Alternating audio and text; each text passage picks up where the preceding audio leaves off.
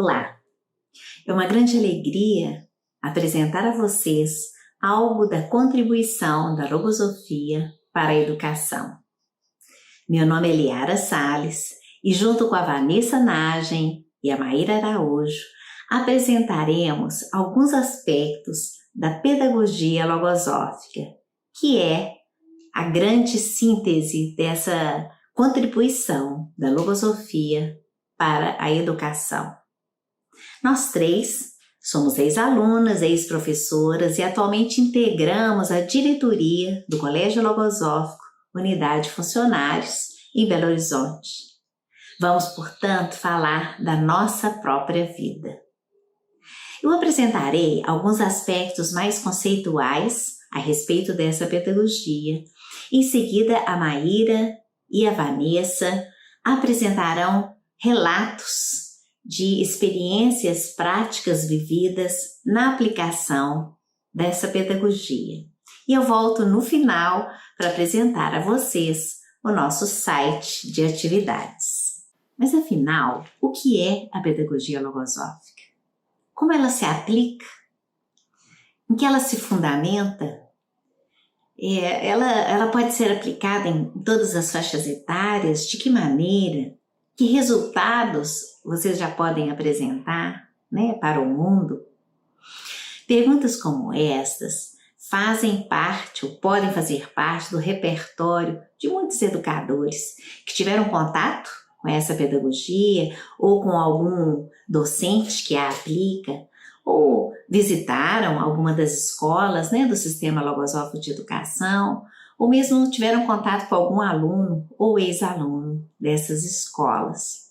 E eu diria que são perguntas frequentes, porque não é fácil expressar num mero ato discursivo o que pode a pedagogia logosófica na vida de um educador ou na vida de um educando. Para penetrar em seus segredos é preciso sentir, é preciso experimentar, trazer essa pedagogia para a própria vida. Mas, enquanto isso não se realiza, não se concretiza, eu diria que há evidências que um bom observador já pode ir percebendo, como a alegria na fisionomia de uma criança ou de um adolescente ao perceber que pode ser melhor para si mesmo e melhor para a humanidade na qual vive. A base do trabalho pedagógico encontra-se nos conceitos originais apresentados pela logosofia. Conceitos de Deus, de vida, de ser humano, de pensamentos, defesas mentais, entre tantos outros. E, aliado a esses conceitos, está a força da sensibilidade, essencial para que se produza a aprendizagem de forma efetiva. Então, nós podemos dizer que a pedagogia logosófica alia o conhecimento ao afeto. E o afeto sendo aí a representação da parte mais consciente do amor. Bom, isso tudo é para que a gente possa alcançar o cumprimento dos grandes objetivos que a pedagogia logosófica apresenta, que poderiam ser sintetizados no conhecimento de si mesmo, na busca pelo aperfeiçoamento, pela superação, e no estímulo à realização do bem. São 3 fatores essenciais para todo ser humano, que são aqueles que a gente busca realizar com os nossos educandos. A proposta é que isso tudo seja realizado em meio a uma grande alegria. Alegria da parte de quem ensina e da parte de quem recebe todos os elementos. Bem, mas eu disse que um dos conceitos nos quais se baseia a pedagogia logosófica é o conceito de ser humano. A concepção de ser humano ela é muito ampla e é essencial que nós possamos conhecê-la, porque significa nada menos que conhecer a matéria-prima com a qual vamos trabalhar, seja dentro de nós mesmos ou no educando. Para a logosofia, o ser humano ele é formado por uma realidade física, uma parte psicológica e pelo espírito. A parte física, nós estamos aí procurando conhecê-la, é formada por sistemas biológicos que funcionam, né, de forma harmônica, extraordinária, né? São sistemas que funcionam até à margem da nossa vontade. A parte psicológica também é formada por sistemas. Nós temos o sistema mental, o sistema sensível e o sistema instintivo. Conhecê-los, né, e aprender a dominá-los é também essencial, né? O sistema mental com suas faculdades, com os pensamentos, o sistema sensível com as faculdades também sensíveis, né? E os sentimentos, e aprender a dominar as energias do instinto, utilizando-as para a evolução consciente. Isso tudo vai então possibilitando que atue o espírito, que é a nossa parte permanente. O espírito, uma realidade não visível aos olhos físicos, mas tão real quanto a nossa parte física. O espírito é aquele que quer, que busca o bem, que busca a superação, que aspira à felicidade. É aquele que desde a infância promove dentro de nós inquietude sobre a vida, sobre Deus, sobre a morte, nos instigando a querer saber mais, a aprender. Coerente a essa concepção, a pedagogia logosófica propõe, então, uma orientação a este ser integral em sua conformação biopsico-espiritual. Então, nós não podemos ignorar que, paralelamente ao aporte de todo o conteúdo, de todo o conhecimento curricular que nós oferecemos, nós temos que oferecer elementos que vão favorecer, né, a formação interna, moral, espiritual do educando. Para que isso aconteça, para viabilizar, né, todo esse trabalho, a pedagogia logosófica apresenta um método logosófico, que é composto por 4 etapas que ao mesmo tempo são bem definidas, acontecem de uma forma muito harmônica. A primeira etapa é a fase da base conceitual, quando a gente oferece os conceitos, mas de uma forma adequada à faixa etária, de uma forma leve, criativa, prática e experimental. A segunda vai voltar para a observação de si mesmo. Como eu observo a aplicação desses conceitos dentro de mim, dentro da minha vida? O que eu conheço deles? Como eu posso realizá-los? E aí vem a parte prática, a parte experimental. Como eu vou aplicar cada um desses conceitos para promover o aperfeiçoamento dentro de mim, né? E a quarta etapa, que é a da divulgação daquilo que a gente aprende. Então, tudo aquilo que eu vou aprendendo, eu tenho que querer, eu tenho que levar aos demais.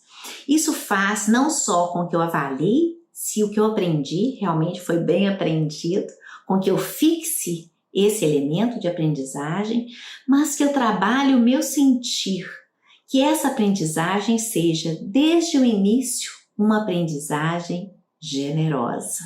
A pedagogia logosófica dá, então, ao educador, seja ele professor, seja ele pai, um papel principalíssimo, porque além de apresentar os elementos, os conteúdos, ele tem que estimular o outro a ser melhor, a querer aprender, né?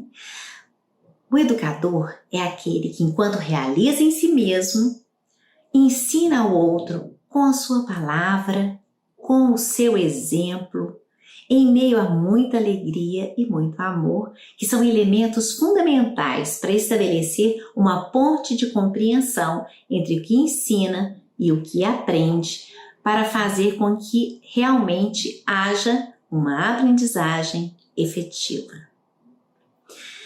Eu vou apresentar a vocês agora alguns aspectos, alguns recursos que a pedagogia logosófica nos apresenta.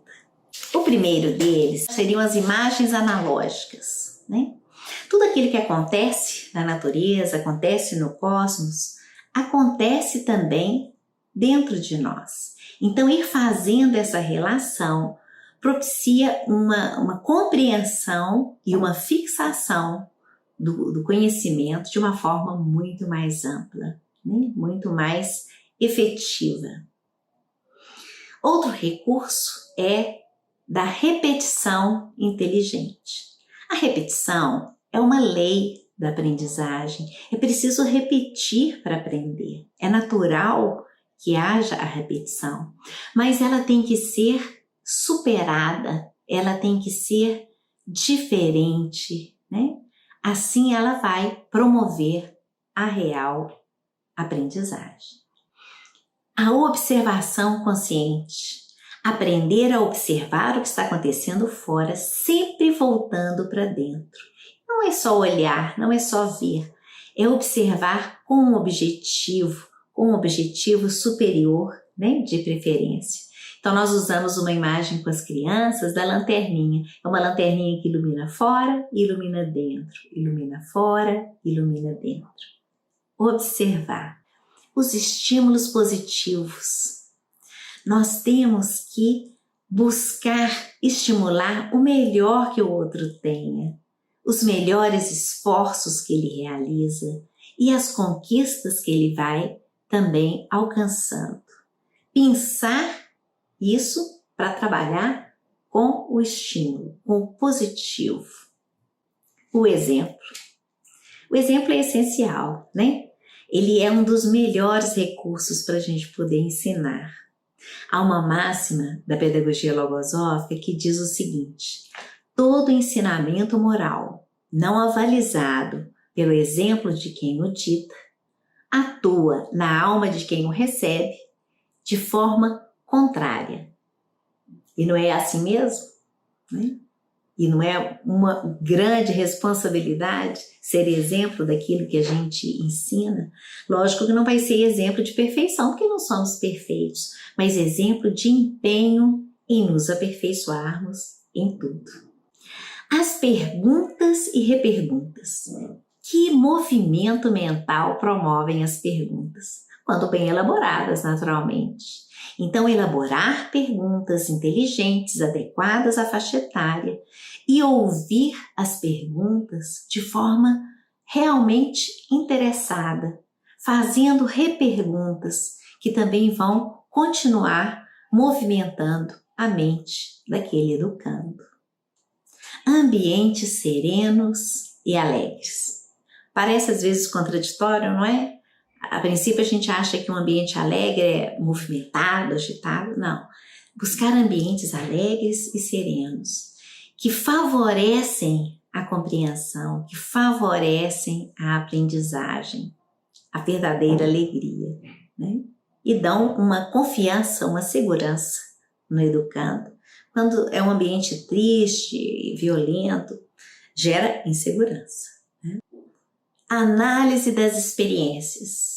Gente, que riqueza são as experiências próprias e alheias, quando a gente as analisa. Senão a gente só vai ser um espectador, tanto das próprias quanto das alheias, e não aprendemos nada com elas.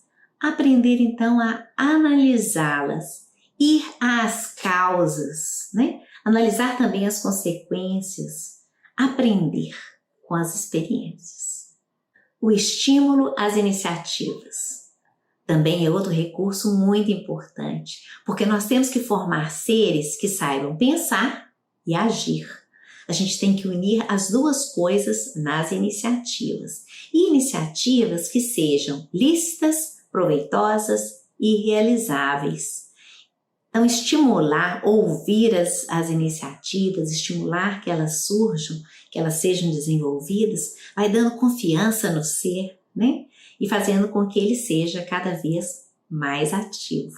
As histórias, relatos e as brincadeiras, temos que aprender a selecionar isso tudo.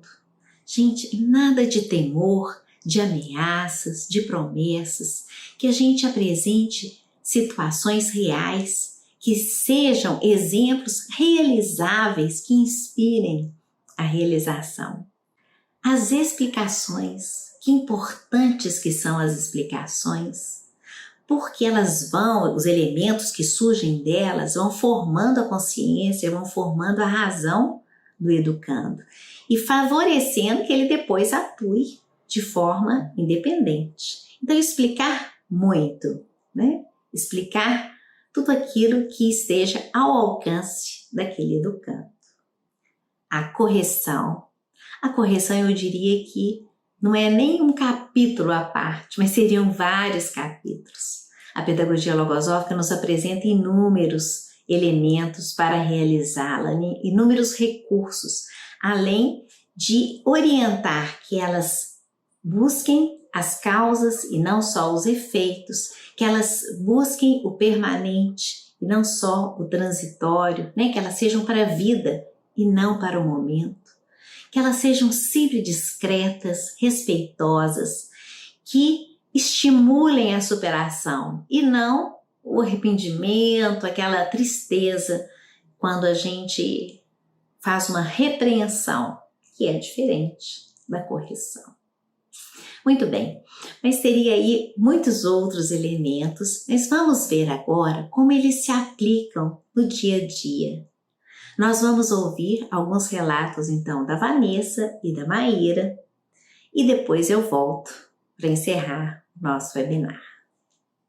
Para a pedagogia logosófica, um passo muito importante é o educador conhecer a si mesmo. Vejam essa imagem. Será que pode acontecer conosco? Eu acho que sou de um jeito, mas as outras pessoas me veem de outro. Acho que tenho alguns valores, mas só eu acho, ninguém mais.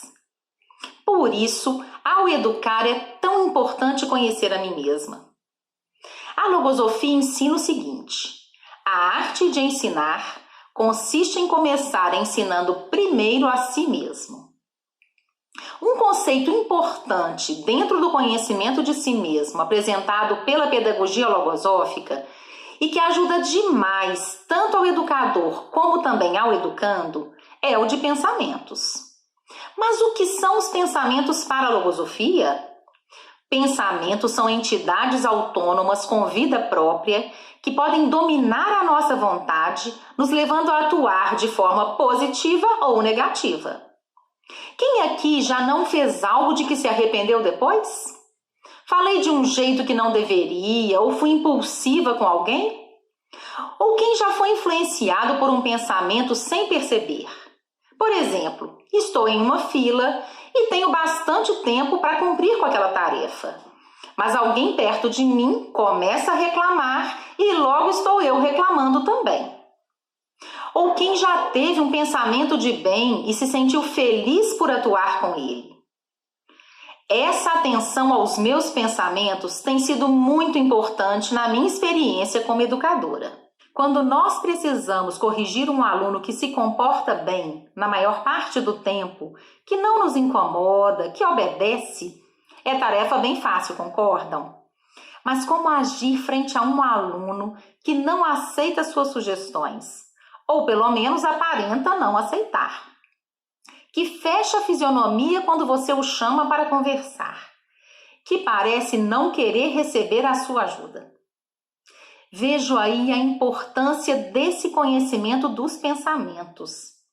Em primeiro lugar, para conseguir ajudar esse aluno, que já era quase adolescente, precisei realizar simultaneamente ao trabalho com ele um esforço para não permitir que minha parte negativa participasse dessas correções. Que parte negativa? A impaciência, a intolerância, a suscetibilidade, o egoísmo, etc. Fui me esforçando para enxergar a parte boa desse aluno, atuar com afeto, não reagir com suas atuações. E assim, aos poucos, fui conseguindo ajudá-lo de alguma forma. Procurei colocar em minha mente e em meu coração o firme propósito de fazer o bem para aquele ser, Queria de verdade que ele recebesse um elemento de ajuda. Para isso, não podia ficar suscetível às suas reações. Vivemos muitas situações, algumas felizes, outras de desafios. Para mim, um dos elementos que ficam dessa experiência é a importância do trabalho comigo mesma para poder ajudar ao aluno. Se deixasse atuar a minha parte negativa, teria condições de ajudá-lo? Trabalhamos muito com as crianças também sobre esse conceito de pensamentos e como elas assimilam e conseguem, em muitos momentos, aplicar esse elemento na vida. Começam a identificar esses pensamentos e a se esforçarem para vencê-los. Vamos conhecer a Giovana, que tinha um forte pensamento de preguiça. Procuramos realizar na escola várias atividades para ajudá-la em relação a esse pensamento. Histórias, conversas, teatrinhos, anotações e outros. Ela mesma vai nos contar o que aconteceu.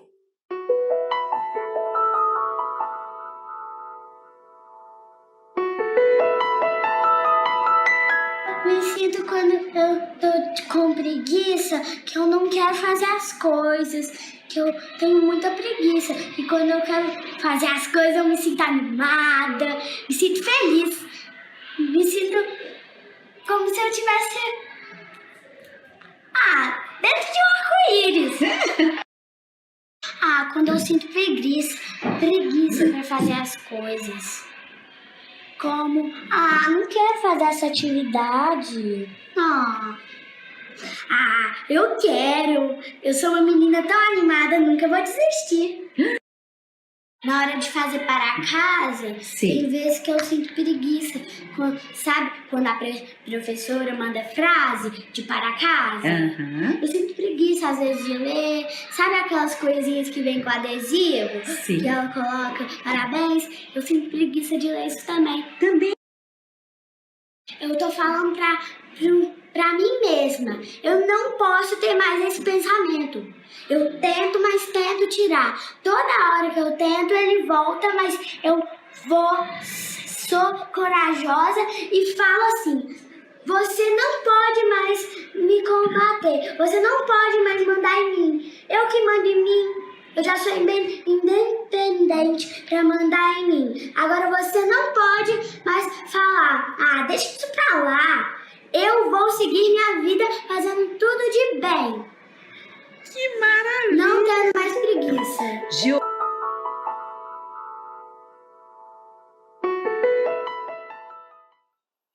Procuramos estimular que o que as crianças aprendam na escola se estenda para a sua convivência nos demais ambientes que frequentam. Vou ler para vocês o relato de uma mãe que viveu algo muito interessante com sua filha e que está relacionado a esse conceito de pensamentos. Gostaria de relatar um fato que aconteceu comigo e minha filha de 3 aninhos, que me deixou bastante emocionada e me fez pensar muito. Foi um momento que minha filha me ensinou algo tão valioso e tão simples e que eu não estava atenta a isso. Um dia, estava discutindo com o pai dela por questões bobas, irrelevantes. Naquele momento onde queremos ter a razão acima de qualquer coisa. Ela olhou nos meus olhos e disse: mamãe, você está brigando muito. Você tem que mudar o pensamento. Tem que ser uma pessoa melhor. Você está usando o lado errado do pensamento. Eu fiquei estática. Sinceramente, me senti péssima por uma criança ser mais inteligente do que eu naquela hora. Depois, fiquei profundamente emocionada e agradecida às professoras que ensinaram esse conceito para minha filha. Vi que não era uma frase sem significado, pois ela sabia o sentido do que estava falando. A consequência disso foi que, desde então, tenho pensado muito nisso e usado esse conceito de ter um pensamento melhor e deixar o lado bom do pensamento atuar. Uso inclusive com a minha própria filha, quando ela está em um momento de birra, o que tem funcionado muito bem. Vivemos na escola uma experiência com uma aluna adolescente, uma aluna muito ativa, capaz, de grande iniciativa e liderança, porém com uma modalidade forte e obstinada. Constantemente causava dificuldades de relacionamento com colegas e professores pela sua forma impulsiva de falar. Iniciamos então um trabalho planejado com ela. Sua assessora começou a conversar com ela sobre algumas situações desagradáveis que ela estava vivendo e como elas afetavam seu relacionamento. Aos poucos foi surgindo nela a vontade de mudar. Fizeram juntas um levantamento dos pensamentos que poderiam estar gerando essas dificuldades que vivia. Para isso, usamos o livro Deficiências e Propensões do Ser Humano, que é base desse trabalho e que está disponível para download gratuito no site da Fundação Logosófica. Fizeram então o retrato desses pensamentos. Que características tinham? Que argumentos usavam? De que forma a levavam a atuar? A aluna passou então a realizar um exercício de voltar a observação para a própria conduta, para a movimentação desses pensamentos em sua mente, assim como as repercussões de suas atitudes nos demais. Vejam um trecho do depoimento dessa adolescente. Vou falar de uma deficiência minha que eu demonstro frequentemente e que vem causando efeitos negativos na minha vida. A deficiência chefe, que vinha acompanhada de muitas outras, é a impulsividade. E consegui descobri-la ao ler o livro Deficiências e Propensões do Ser Humano, que me mostrou características de várias deficiências, colaborando para eu encontrar a que mais tinha influência na minha vida. Comecei a ficar atenta às minhas atitudes para evitar falar coisas sem pensar e começar a me conter, além de ser mais paciente e me irritar com menos facilidade. Ao me esforçar para trocar os pensamentos da minha mente, comecei a perceber melhoras na convivência. Esse ano vivi uma experiência muito marcante e importante. A vida toda fui muito próxima de uma amiga, mas com o tempo fomos nos distanciando. E até pouco tempo atrás, pensei que esse distanciamento havia ocorrido por falta de afinidade. Motivada por esse trabalho, resolvi conversar com ela para ver se eu havia feito algo. Então descobri que eu tive algumas atitudes que não foram positivas para a nossa amizade. Assumi meus erros e agora estou fazendo de tudo para corrigi-los e me reaproximar dessa amiga que tem enorme importância na minha vida. Não se supera uma deficiência do dia para a noite, porém, aos poucos podemos evoluir nesse aspecto. Isso só depende de nós mesmos. Bem, penso que cabe a nós, pais e educadores, essa linda e nobre missão de educar as novas gerações. Que possamos experimentar a vontade de fazermos mais e melhor pela nossa própria evolução e também pela evolução das crianças e adolescentes com os quais convivemos. A pedagogia logosófica, como já foi apresentado, orienta que devemos enxergar as crianças e os jovens como seres humanos em evolução e que, sendo melhores, poderão contribuir para um mundo melhor.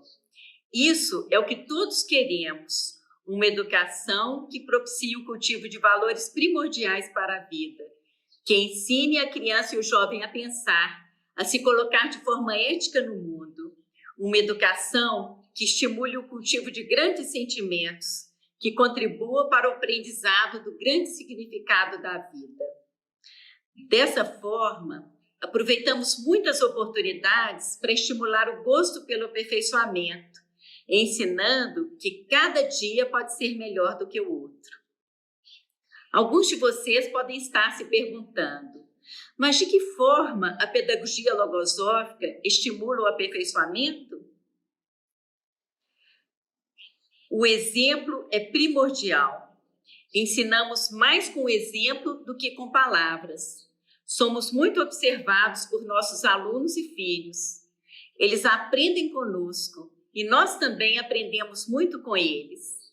Não somos perfeitos, cometemos erros, mas podemos ser exemplo de que buscamos atuar cada dia melhor, que também nos esforçamos para nos aperfeiçoarmos.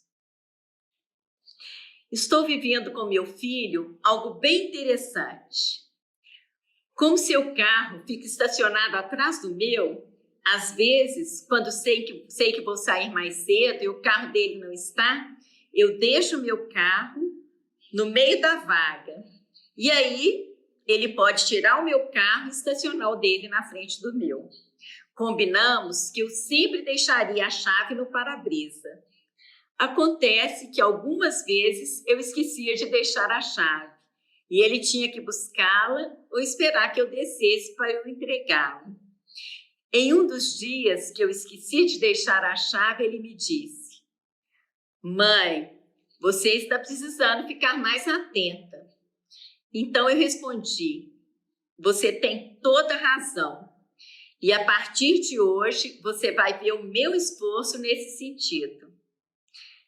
Eu me comprometi comigo mesma a ficar mais atenta com a minha distração. Depois daquele combinado, eu esqueci a chave apenas 2 vezes. Da segunda vez, logo que eu percebi, eu desci e deixei a chave no para-brisa. Meu objetivo com esse esforço foi o de cultivar uma virtude que eu preciso e também mostrar para o meu filho que podemos mudar, que podemos ser melhores, que podemos vencer nossas limitações. Como seres humanos, nós temos essa prerrogativa de realizar mudanças por própria determinação. O provérbio de que pau que nasce torto, até a cinza é torta, não se aplica aos seres humanos que se propõem a aperfeiçoar. E nesse esforço para estar mais atenta, eu tenho sido beneficiada em outros campos da minha vida, porque eu quero ser uma pessoa melhor em todos os campos da minha vida. Uma professora de alunos de 10 anos do Colégio Logosófico, ela observou algumas dificuldades de convivência entre os alunos. Ocorriam discussões, desavenças, com alguma frequência. Ela poderia ter chamado a atenção da turma, ela poderia ter falado que não queria mais ver aquele tipo de situação, e que se acontecesse novamente, eles, por exemplo, perderiam o pátio. Mas, se queremos realizar uma educação que contribua para a formação integral, precisamos favorecer que o aluno ou o filho compreenda o erro, que enxergue a forma de corrigi-lo e que queira mudar. E foi isso que a professora procurou fazer. Ela conversou com a turma, levando-os a identificar que características estavam mais atrapalhando a convivência entre eles.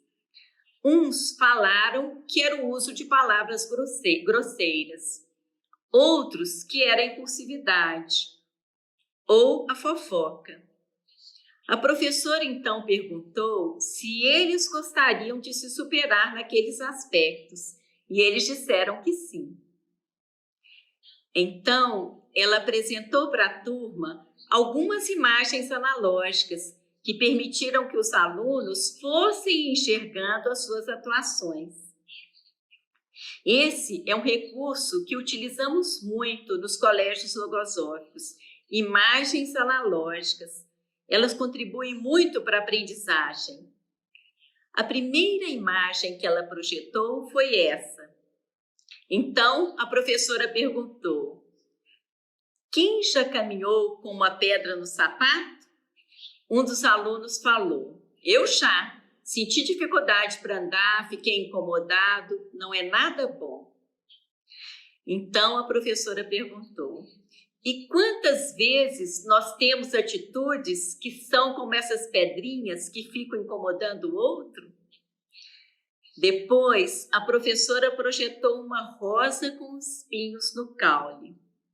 Ela então aproveitou essa imagem para mostrar para os alunos que os espinhos podem machucar, mas não deixamos de desfrutar da beleza da flor por causa dos espinhos.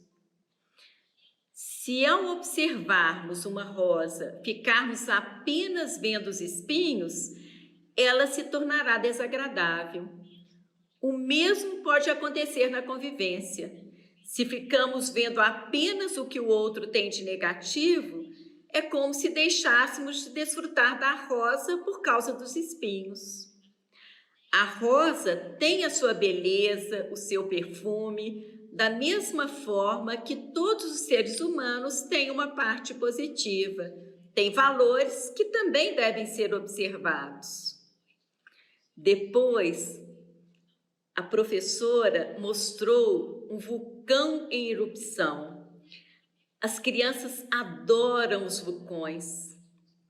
Aí ela perguntou: o que essa imagem pode nos mostrar? Será que em algum momento da nossa vida nós parecemos como um vulcão em erupção? A impulsividade não nos leva a assemelhar a esse vulcão? Depois que falamos e fazemos, fica difícil voltar atrás. Os alunos procuraram identificar em que momentos cada um estava sendo uma pedra no sapato do colega ou quando estava enxergando os espinhos, deixando de ver a parte positiva. Conversaram também sobre quais os momentos se mostravam como um vulcão em erupção e que pensamentos atrapalhavam seus valores a se evidenciarem. Em outro momento, após o levantamento sobre o que mais atrapalhava a convivência, formaram grupos para conversar sobre cada aspecto. Cada um escolheu o grupo de acordo com sua necessidade. Um grupo, impulsividade, o outro, egoísmo, o outro, uso de palavras inadequadas, o outro, fofoca, dentre outros aspectos. Aos poucos, as crianças foram identificando nas atuações as causas de suas dificuldades. Então, planejaram ações para superarem essas dificuldades. Viveram experiências simples, mas muito significativas, e a convivência do grupo foi melhorando. Vejam algo bem simples vivido por uma das crianças. Um dia, eu estava brincando no pátio e achei que minha colega tinha me empurrado por querer, e eu já ia empurrá-la também. Me lembrei da imagem do vulcão e me segurei. Depois descobri que havia sido sem querer. Aprendi que devo saber primeiro o que acontece antes de atuar de forma impulsiva. E esse resultado foi observado além dos muros da escola, pois na família os esforços realizados também se evidenciaram. Foi possível ver que foram reduzindo as desavenças, as mútuas reações contrárias, os desentendimentos, as intolerâncias, enquanto surgia a compreensão, a tolerância, o respeito e o afeto. Se vemos que tudo isso é possível num conjunto de seres, por que não seria também possível em toda a humanidade?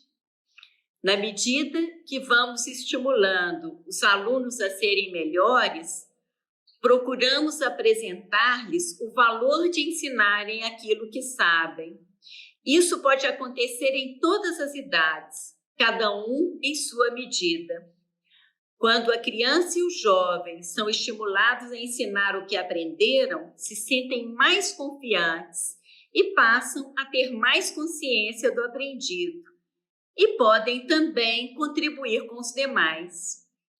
Vejam que depoimento recebemos de um pai de uma criança de 4 anos. Cheguei um dia em casa muito nervoso em função de algumas dificuldades que estava enfrentando. Estava exaltado, conversando com minha esposa, quando meu filho sai do quarto e chega até a sala e diz: "Papai, Eu sou o guardião do bem e vou ajudar você. Calma, primeiro não fica bravoso. Penso que queria dizer nervoso. Assenta que vamos pensar, porque resolvemos as coisas pensando.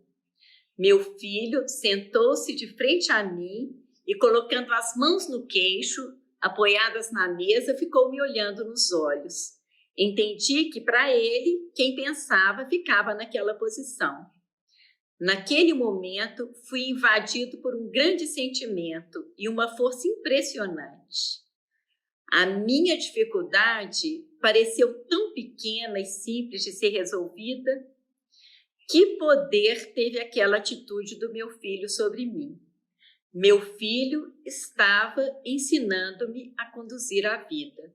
Temos vivido experiências lindas que comprovam a eficácia do método logosófico aplicado à infância, adolescência e vida adulta. Confiamos muito nas nobres reservas da sensibilidade humana. Confiamos que é possível transformar a vida e fazer com que todos caminhem felizes e contentes.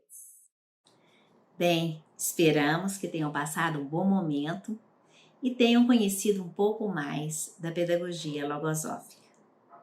Para aqueles que se interessam em conhecê-la ainda mais e também em divulgar aquilo que temos realizado com ela, com a logosofia, estamos lançando um site de atividades, onde estão disponibilizados diversos temas, diversos títulos de palestras, de cursos, de painéis que podem ser solicitados pelas instituições educacionais.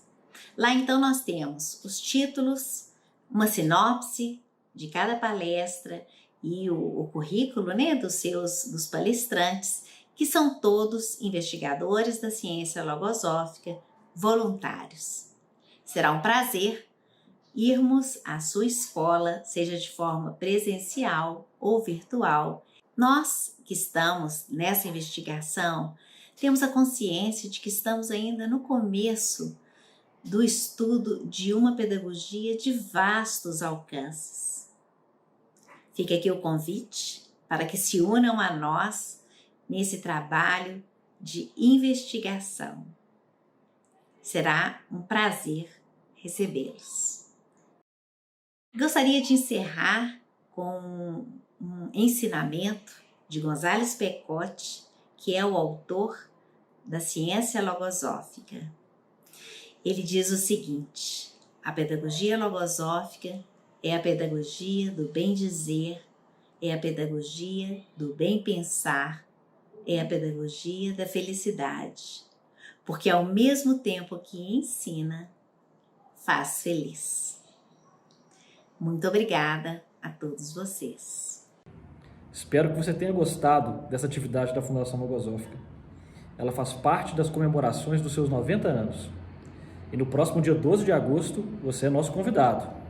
Haverá o lançamento da nova plataforma web da Logosofia. Acesse logosofia.org.br e conheça. Além disso, nesse mesmo dia, em comemoração aos 90 anos e a nova plataforma, haverá a palestra A Logosofia e a sua contribuição para a humanidade. Não perca!